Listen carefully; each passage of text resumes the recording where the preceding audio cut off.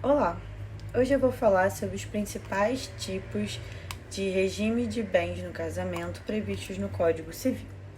Esses regimes são um conjunto de regras que os noivos escolhem antes do casamento e determinam juridicamente como serão administrados os bens do casal. O primeiro regime é o da comunhão parcial de bens. Nesse regime, os bens adquiridos antes do casamento não se comunicam entre os cônjuges, assim como doações e herança. Mas os adquiridos durante a união, ou seja, durante o casamento, passam a ser patrimônio comum do casal.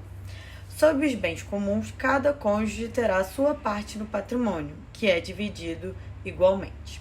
Um ponto interessante a ser destacado com relação à comunhão parcial de bens é que mesmo que um bem tenha sido adquirido antes do casamento e não integre o patrimônio do casal, se este bem for vendido e com o dinheiro resultante da venda for adquirido um novo bem, ainda durante o casamento, este último bem passará a integrar o patrimônio comum do casal.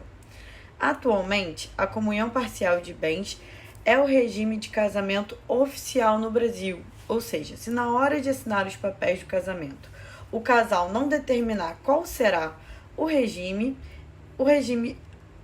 adotado será o da comunhão parcial de bens.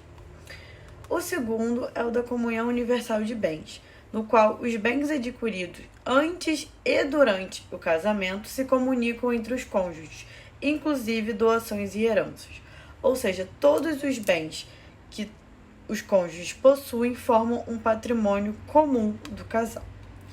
O terceiro regime é o da separação de bens, no qual os bens adquiridos antes e durante o casamento não se comunicam entre os cônjuges.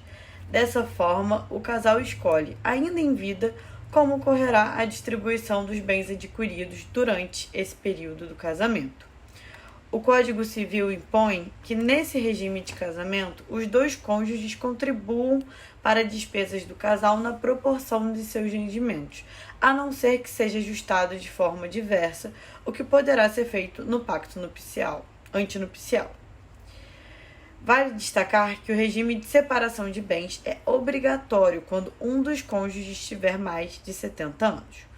Um fato curioso e interessante é que desde 2002 é possível alterar o regime de casamento escolhido.